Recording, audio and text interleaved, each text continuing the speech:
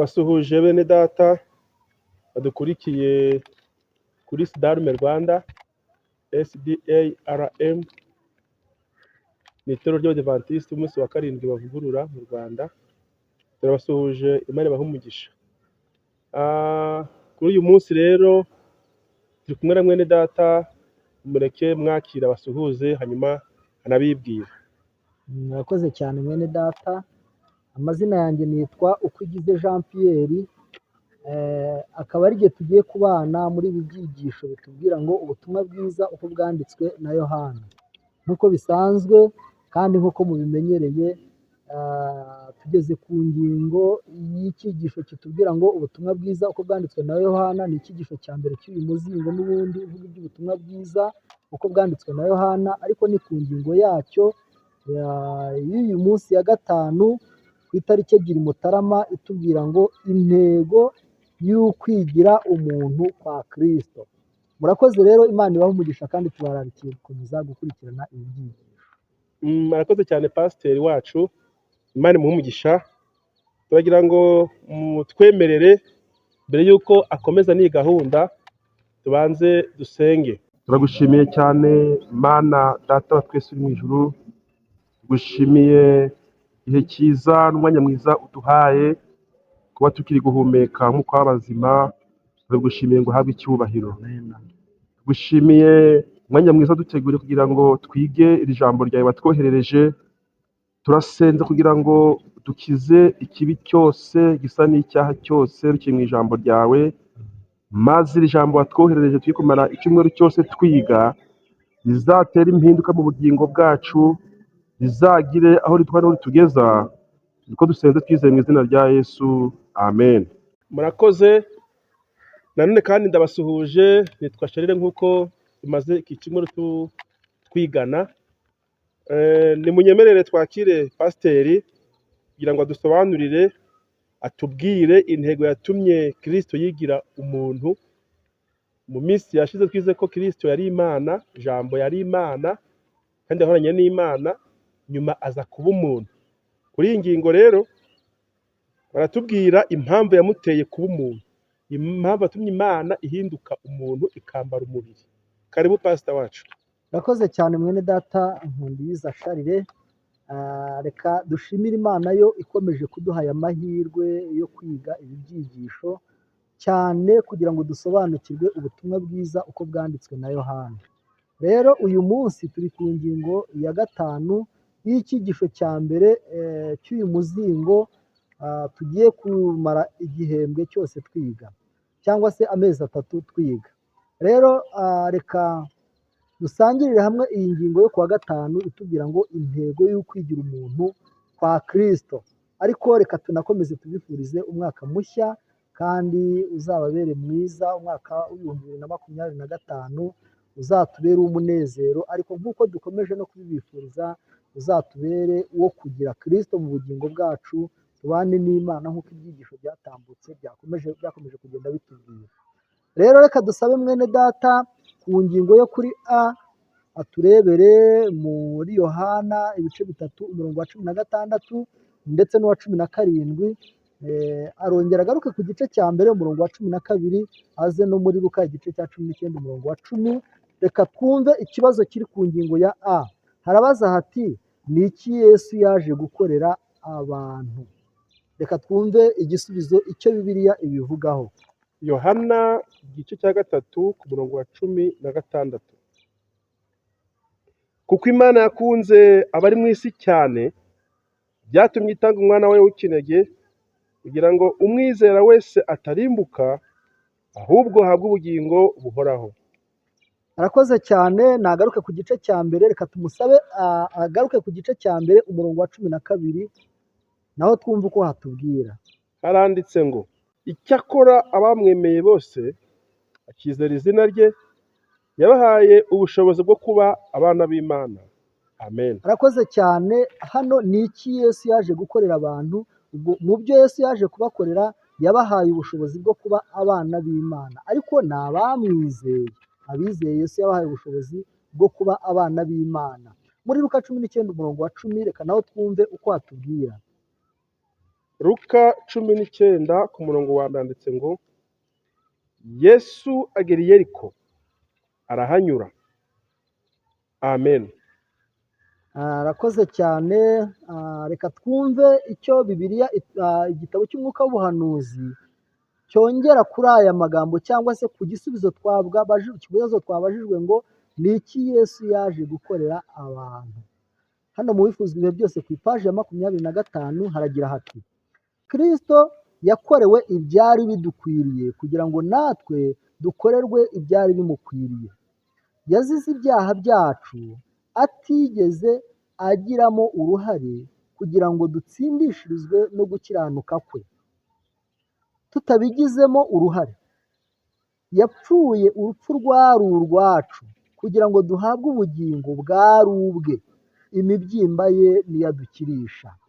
Izina ry'Imana rihabwe icyubahiro. Amen. Bene data mukurikirana iyi cano, bene data tubana umunsi ku wundi, hano Kristo yakorewe ibyari bidukwiriye, natwe ibyari bimukwiye nibyo yatuzaniye. Ndasaba kugira ngo twese tugire umutima umwizera, maze ubugingo buhoraho, ibyiza byari bimugenewe ubwo yapfuye kugira ngo abiduhe bibe umugabane wacu.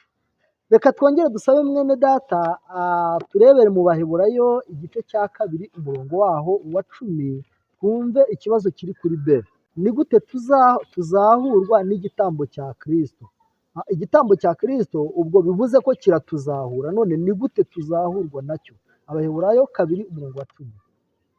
Haranditse ngo kuko byari bikwiriye ko Imana byose byaremewe ikabibeshaho, iyobora abana benshi mu bwiza, itunganishije rwose umugaba w'agakiza kabo kubabazwa. Nakoze cyane. Uturebere no mu Bagalatiya ibice 4 umurongo wa 5 kugeza ku wa 7. Abagalatiya ibice 4 umurongo wa 5 kugeza ku wa 7. Abagalatiya ibice 4 ku murongo wa 5 wa kugeza ku wa 5 7. n'uwa 7 ngo acungure abatwarwa nayo, biduheshe guhinduka abana b'Imana, kandi kuko muri abana bayo nicyo cyatumye Imana yohereza umwuka w'umwana wayo, imitima yacu avuga ati Aba Data. Nicyo gituma utakiri imbata ahubwo uri umwana, kandi rero ubwo uri umwana uri n'umuragwa ubihawe n'Imana. Amen. Nakoze cyane mwene data. Hano twagize amahirwe yo guhabwa umwuka wera binyuze muri Kristo. Noneho iduhaye ku mwuka wayo bituma itugira abana bayo. Hano rero ngo ubwo turi abana turi n'abaragwa. Imana ishimwe cyane. Hano twagize umugisha udasanzwe kwitwa abaragwa b'Imana, kwitwa abana b'Imana ndetse tukaba n'abaragwa. Kuragwa rero nk'uko twabibonye mu ngingo zatambutse, niwe mucyo wacu, niwe mucyo w'ubugingo, niwe uduha ubugingo. Rero ahangaha ni umugisha twagize bene data. Imana ishimwe cyane ku bw'ibi byiza. Intego yo kwigira umuntu kwa Kristo rero ngiyo. Ariko reka twumve ubusobanuro bwa Bibiliya bw'Abadivantisite b'umunsi wa 7, umuzingo wa 6, ku ipaje y'1077, ndetse n'amagambo ari mu gitabo cyitwa Ibihamya by'itorero umuzingo wa 2 ku ipaje 664. Aya magambo yakuye muri ibi bitabo. Reka twumve icyo atubwira. Kristo yatanze igitambo gishyitse kandi cyuzuye, igitambo gihagije kugira ngo gikize umuhungu n'umukobwa wese wa Adamu. Ashobora kwerekana ko yihannye, umuhungu n'umukobwa wese wa Adamu ushobora kwerekana ko yihannye ku Mana kubw'uko yishe amategeko yayo, kandi akerekana ko yizeye umwami Yesu Kristo.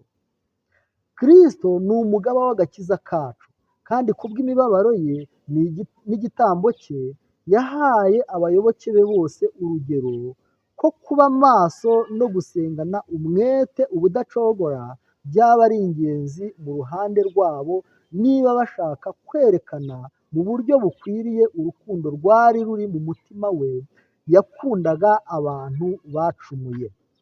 Aya magambo arerekana neza ko hari umwete, hari umwete wo gusenga ndetse no kwizera, ariko uyu mwete ntabwo ari wo uduhesha ibi byiringiro, ahubwo uyu mwete uterwa n'uko twiringiye. Iyo tumaze kwiringira tukagira uyu mwete, tugira amahirwe yo kuzurizwa ibi ngibi. Igitambo gishyitse Kristo yadutangiye, ni ukuvuga ngo gisohoza bya bindi twabonye byo kuba abana ndetse n'abaragwa. Reka dukomeze twumve. Imana ikunda abana bayo bumvira, ifite ubwami yateguye, ntiyabuteguriye ibyigomeke, ahubwo yabuteguriye abana bayo, abo yasuzumye kandi ikabageragereza mu isi yononekaye ndetse ikangizwa n'icyaha. Izina ry'Imana rihabwa icyubahiro. Hano Imana uyu mugisha, ibi byiza, Imana ikunda abana bumvira, yabiteguriye abana bumvira. Hano rero nk'uko twabibonye ruguru, ikimenyetso cy'uko twizeye, tuzarangwa n'umwete, umuhate mu gusenga, kwinginga Imana, kwiyegurira Imana, gukora ibyiza. Ariko ibyo ntabwo ari byo biduhesha gukizwa, ahubwo ni ikimenyetso cy'uko twizeye. Iyo twizeye, iyo mibereho iraturanga. Reka twusirize kuri aya magambo. Kubera ko turi abana bumvira, dufite amahirwe yo kugirana umushyikirano n'Imana. Yaravuze iti, ubwo ari abana ni n'abaragwa b'umurage udashobora kubora. Kristo n'ubwoko bwe ni umwe. Reka dushimire Imana. Imana yaduhaye umugisha udasanzwe, kuko tukimara kwizera tukagerageza kuba mu ruhande rwa Kristo, ndetse kubwo kumwizera tukarangwa n'iyi mihati yo kumwiyegurira, tuba mu ruhande rwe, dusenga twinginga. Hano ngo Kristo n'ubwoko bwe ni umwe. Ubwo uyu muhati cyangwa se uku kumwizera bitugira umwe nawe. Intego yo kwigira umuntu kwa Kristo rero ni uko yashatse kuducungura kugira ngo tubashe kuba umwe nawe, kandi tubashe kuba abana b'Imana ndetse tubashe kuba n'abaragwa. Ibyo byiza rero Imana yaduhaye, reka tuyibishimire mu izina rya Yesu. Amen. Reka twakire mwene data Charles nawe agira icyo avuga kuri iyi ngingo mbere y'uko tuyisoza. Akoze cyane Pastor. Icyo Kristo yaje gukora mu isi, intego yari afite kugira ngo yigire umuntu, kwari ukugira ngo Kristo akorerwe ibyari bidukwiriye, hanyuma muri ubwo buryo natwe dukorerwe ibyari bimukwiriye. Ni vice versa, ibyari bidukwiriye nibyo yaje gufata kugira ngo turonke natwe ako gakiza. Kristo yari Imana, yahoranye n'Imana uhereye mbere na mbere, ariko aza muri iyi si yangiritse kugira ngo umwijima wari ubudikiriye iyi si uhunge, maze umucyo winjire mu isi, hanyuma natwe tugirane isano n'Imana. Isano yari yaravuyeho, Kristo yongera twunge n'Imana. Rero Pastor, murakoze cyane rwose, Imana ibahe umugisha. Amen. Reka dushimire abadukurikiranye kuri iyi channel, kandi tubashimire cyane uburyo tubana umunsi ku wundi. Murabitugaragariza kandi turabakunda. Mukuri twifuza ko dusangira Bibiliya tukayimenya, kuko Bibiliya ni igitabo cyiza, kandi ni igitabo iyo ukize neza kikungura ubwenge, kandi kikaba cyaguteza intambwe yo kugira umugisha turiho tugisomamo. Imana ibahe umugisha rero, kandi tubashimire uko twabanye muri iki cyumweru mu izina rya Yesu. Amen. Amen.